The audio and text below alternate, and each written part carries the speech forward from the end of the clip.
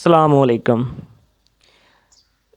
आज Borneo सिकमेटिक्स and hardware solution का lecture number 2 है, जो कि रियल मी XT730G का टच स्क्रीन के बारे में है कि आपके मोबाइल में जो आपका रियल मी XT730G है वो आपका कैसे काम करता है, आपके टच स्क्रीन की वर्किंग कैसे होती है। तो चलिए स्टार्ट करते हैं अपना लेक्चर।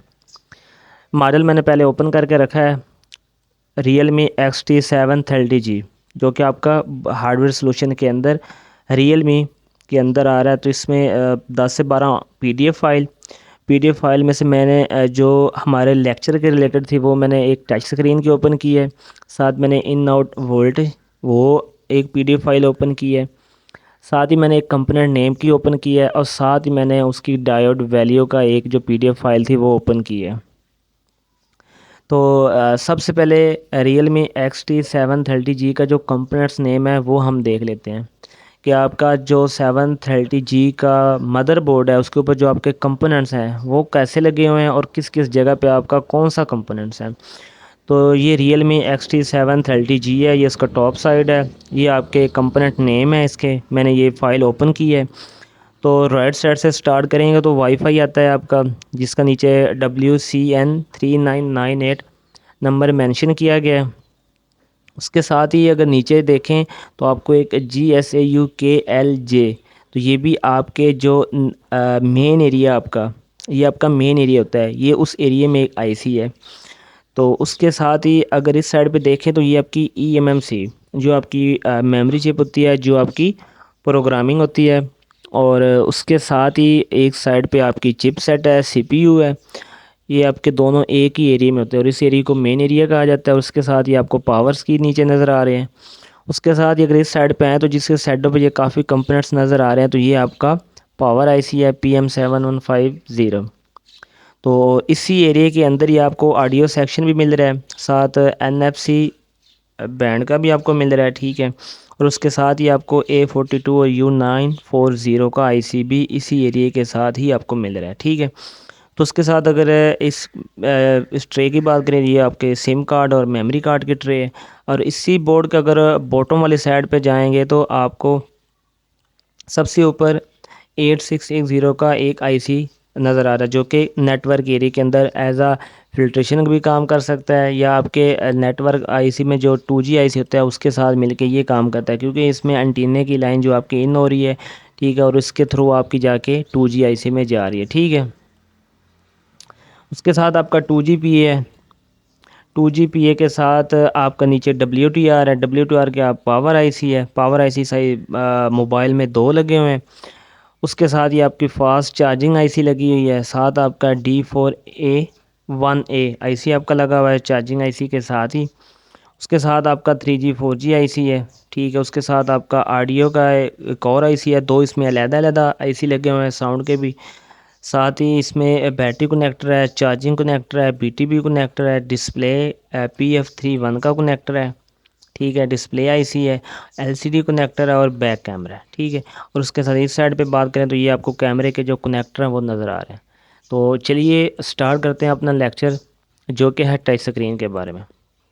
जैसे मैंने टच स्क्रीन की फ़ाइल ओपन की तो ये आपको एक एरिया के ऊपर लाइंस ड्रा होकर नज़र आ रही हैं, ठीक है। कि आपकी ये जो लाइन है ये आपकी इस पूरे बोर्ड के ऊपर जो टच स्क्रीन की वर्किंग है वो सिर्फ इस एरिया में हो रही है। तो टच के लिए आपको सबसे पहले कनेक्टर के ऊपर जाना है, क्योंकि फ्लेक्स के ज़रिए कनेक्टर के ऊपर आपकी फ्लेक्स अटैच होती है और उधर से आपका जो कनेक्शन है वो आपके पैनल के अंदर जा रहा होता है, ठीक है। तो सबसे पहले हम वोल्टेज की लाइन देखते हैं। तो ये 3 वोल्टेज की लाइन, जिसमें आपका वी रेगुलर 3.0 वोल्ट, उसके साथ आपको VDD का एक टेस्ट पॉइंट, ठीक है।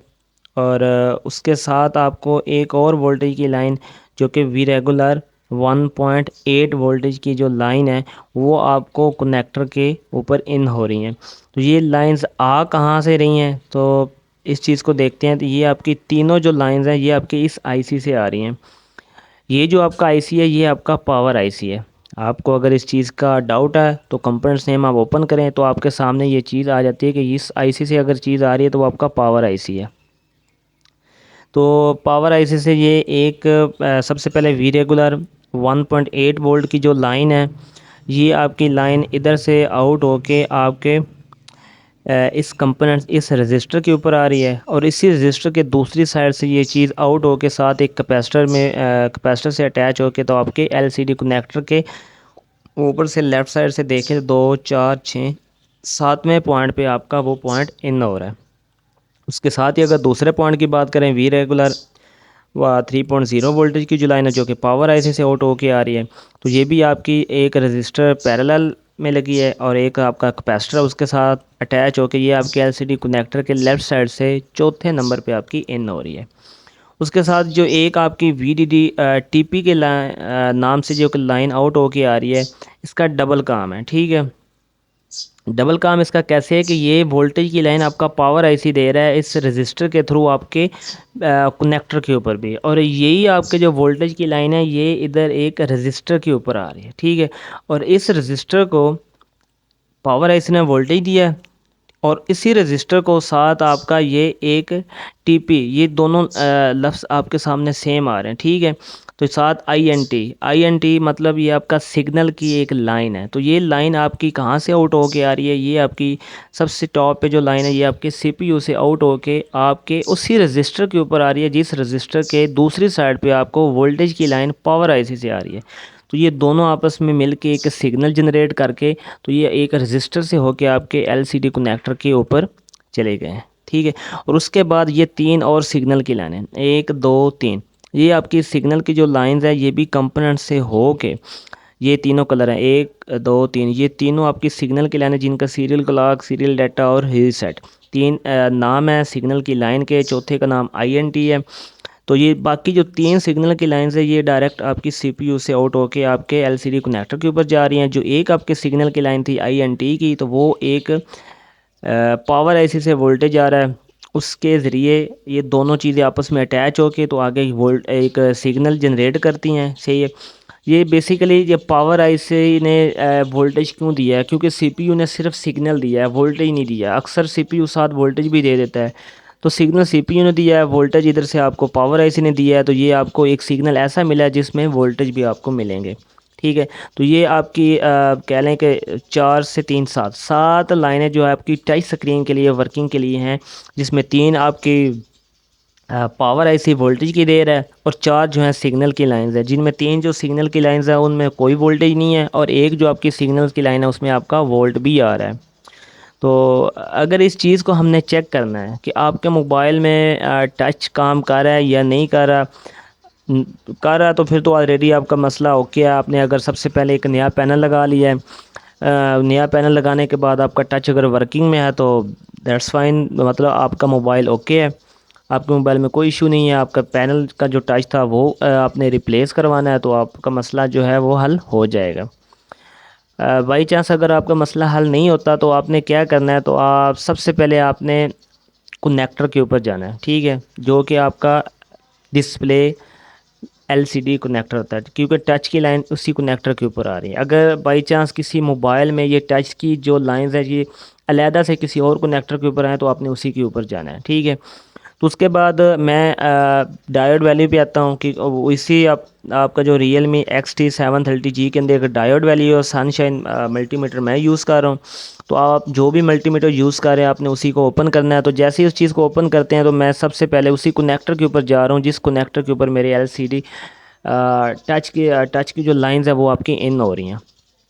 इस पे आने का मकसद क्या है कि ये आपको जो GR वैल्यू है, जो आपकी नंबरिंग है, वो आपको प्रॉपर शो करा रहा है कि आपके इस मोबाइल में जो टच की लाइंस आ रही हैं उसमें बेसिकली आपको कूल टेस्टिंग में विदाउट बैटरी एंड चार्जिंग आपको कितनी GR वैल्यू आनी चाहिए, कितनी रीडिंग आनी चाहिए। तो आप इधर से उस चीज़ को मेंशन कर सकते हैं कि आपको कितनी पहले पॉइंट पे आनी है, दूसरे पे आनी है।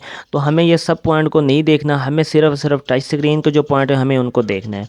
तो आप उनके सिर्फ नाम देख लें, ये आपका 3.0 वोल्टेज की है, ये टीपी की है, और ये आपका VDD टीपी 1.8 वोल्टेज है। तो आप अगर इस कनेक्टर के ऊपर आएँ तो ये 3 पॉइंट आपको नज़र आ रहे हैं। ठीक है, अगर आप इस तरह आप नहीं आइडिया लगा सकते तो आप पॉइंट को गिनती भी कर सकते हैं लेफ़्ट साइड से कि आपका कौन सा नंबर आ रहा है जिसके ऊपर आपको सिग्नल या वोल्टेज की लाइन इन हो रही है। तो सबसे पहले वी रेगुलर L 1.8 वोल्ट की L18A 3.0 वोल्टेज की जो लाइन है उसके ऊपर आपको जी आर वैल्यू आप उस टाइम लेते हैं जब आपका mobile without battery and charging हो। उसमें आपको रीडिंग आ रही होती है 0.672 आपको जी आर वैल्यू आनी है कूल टेस्टिंग में विदाउट बैटरी एंड चार्जिंग। और उसके साथ आपको V D D T P का पॉइंट है जिसके ऊपर आपको 0.374 की रीडिंग आनी है। और उसके साथ ही आपको 1.8 वोल्ट की लाइन जो है जिसमें आपको वोल्टेज आ रहा था उसके ऊपर आपको 0.567 के वोल्टेज आ रहे थे, सॉरी 1.8 आ रहा था। और ये चीज़ आपको जी आर वैल्यू में शो कराएगा। तो ये आपने इस एक एक स्टेप से ये आपने जी आर वैल्यू चेक करनी है। कैसे चेक करनी है वो आपको बताता हूँ, पहले आप देख लें कितनी आनी है। उसके साथ आपके ये जो सिग्नल्स के नाम है जो आपके टेस्ट में है, ठीक है। एक आपका रीसेट है, सीरियल डाटा है, सीरियल क्लॉक है और आई एन टी है। तो ये जो चार आपके सिग्नल की लाइन्स हैं इनके ऊपर आपको कितनी जी आर वैल्यू आनी है वो आपके सामने है। तो चलिए देखते हैं कि हमने चेक कैसे करना है। सबसे पहले आपने बोर्ड को विदाउट बैटरी एंड चार्ज करना है, मतलब चार्जर भी ना लगा और बैटरी भी आपकी डिस्कनेक्ट हो। तो आपने मल्टीमीटर को अगर ऑटो मल्टीमीटर हो ऑटो पे कर दें, अगर आपके पास मैनुअल मल्टीमीटर है तो आप उसको बीप और डायड मोड पे सेट करें। तो आपने क्या करना है कि जिस जिस पॉइंट पे आपकी ये वोल्टेज की लाइन और सिग्नल की लाइन इन हो रही हैं, 4 और 3 7 पॉइंट है, इनके ऊपर आपको जी आर वैल्यू आनी चाहिए। कितनी आनी चाहिए वो आप डायोड वैल्यू में से सनशाइन मल्टीमीटर से निकाल सकते हैं। आपको अगर किसी भी एक पॉइंट पे जी आर वैल्यू नहीं आ रही, एक मिसाल दे रहा हूँ, चले 7 पॉइंट है, 7 पॉइंट्स में से किसी एक पॉइंट के ऊपर नहीं आ रही, तो चले इसी पॉइंट के ऊपर नहीं आ रही, अगर इस पॉइंट के ऊपर इधर आपको रीडिंग नहीं आए तो आपने क्या करना है, इससे अगला जो पॉइंट है ये कैपेसिटर आपने इसके ऊपर चेक करनी है। अगर इधर भी नहीं आ रही इधर आ रही है, मीन्स कि अगर इस लाइंस में किसी भी जगह पे अगर आपको रीडिंग आ जाती है पावर आईसी में इन होने से पहले पहले, तो आप उधर से उस चीज़ को जंपर भी कर सकते हैं, ठीक है। बशर्त ये कि उसमें कोई L H V R register ना हो। अगर एच वी आर रजिस्टर है तो आप उसको देख के जंपर कीजिएगा। ऐसा ना हो कि वोल्टेज पीछे से ज़्यादा आ रहे हैं और आगे हाई वैल्यू की वजह से कम हो रहे हो, तो वो आपका मसला बन सकता है। तो आप इस चीज़ को ऐसे कवर कर सकते हैं। जब आपको जी आर वैल्यू जो है वो आपको कूल टेस्टिंग में सब पॉइंट के ऊपर आनी चाहिए। उसके बाद अगर आपका टच का फिर भी मसला बनता है तो आपने क्या करना है, आपने फिर मोबाइल को हॉट टेस्टिंग में लेके जाना है, ठीक है। हॉट टेस्टिंग मीन्स आपने बैटरी भी लगा देनी है और चार्ज भी लगाना है। तो उस सूरत में आपको जिन लाइंस के ऊपर वोल्टेज आ रहा है तो वो आपने वोल्टेज चेक करनी है। 3 आपकी ये पावर की लाइन है और चौथी आपकी ये जो सिग्नल की लाइन है इसके ऊपर भी आपको वोल्टेज आना है, ठीक है। तो आप क्या करेंगे, आप इस हर एक पॉइंट पे जिसके ऊपर वोल्टेज आना आप सेम उनके वोल्टेज चेक करेंगे। अगर आपको किसी लाइंस में वोल्टेज का नहीं पता तो आप उसके अंडर 3.3 वोल्ट होंगे क्योंकि वो पावर आईसी से लाइन आउट होके आ रही है। तो इस तरह आप उनका वोल्टेज चेक करके आप अपने जो टच का है उस मसले को हल कर सकते हैं। मींस अगर किसी एक मिसाल ये पहले ही पॉइंट है इसके ऊपर आपको वोल्टेज नहीं आए, आपने पूरी लाइंस भी ओके की, क्योंकि जी आर वैल्यू अगर आ गया तो फिर आपको वोल्टेज आने चाहिए। अगर आपको वोल्टेज नहीं आए तो फिर आपका मसला जो है वो पावर आईसी के अंदर है, ठीक है। आप पावर आईसी को रिबोल करें या दोबारा लगाएं या उस चीज़ को चेंज करें, ठीक है। क्योंकि अक्सर गिरने की वजह से आपका पावर आईसी कोई भी ऐसी लूज़ हो जाता है तो पॉइंट आपका ब्रेक हो जाता है, एक दूसरे से डिस्कनेक्ट हो जाता है। तो आप उस चीज़ को रिबोल करेंगे तो आपका मसला हल हो जाता है। और अगर मतलब आईसी ख़राब हो गया तो फिर आपको वो चीज़ चेंज करना पड़ेगी। तो एक और जो चीज़ मैंने ओपन की है इसका इनपुट वोल्टेज, वो ये होता है कि आपके मोबाइल में किस किस जगह पे आपको वोल्टेज जो है वो आपके मोबाइल ऑन होने के लिए ज़रूरी है। तो ये चीज़ आपको शो करा रहा है। पावर ऐसी के नज़दीक आपको इन सब पॉइंट के ऊपर ये इतने आपको वोल्टेज आने चाहिए, 1.8 1.8 1.0 2.7 0.8 सॉरी 0.8 0.9 1.1। तो ये आपको जितने भी वोल्टेज हैं उसके बाद आपको ईएमएमसी के साथ ये 3 वोल्टेज आने चाहिए। उसके साथ आपको इस जगह पे ये जितने भी आपको लाल कलर के पॉइंट नज़र आ रहे हैं आपको सब के ऊपर वोल्टेज आने चाहिए, ठीक है। ये आपका एक मोबाइल ऑन के लिए होता है, लेकिन हमारा जो लेक्चर था वो था टच स्क्रीन के बारे में। तो वो चीज़ मैंने आपको गाइड कर दी कि आपके टच के लिए कौन सी लाइन किधर से आ रही है और उस चीज़ को आपने कैसे कवर करना है। अगर किसी के माइंड में कोई सवाल है तो वो पूछ सकता है। अगर किसी ने किसी डायग्राम का, किसी मोबाइल के डायग्राम की कोई वीडियो बनवानी है या किसी को कुछ चाहिए तो वो कमेंट में आके लाजमी बता सकता है। उम्मीद करता हूँ आपको वीडियो पसंद आई होगी। अगर पसंद आई हो तो इसको लाइक और चैनल को सब्सक्राइब लाजमी कीजिएगा। मिलते हैं हम अगली वीडियो में एक नए लेक्चर के साथ, तब तक के लिए अपना ख्याल रखिएगा। अल्लाह हाफिज़।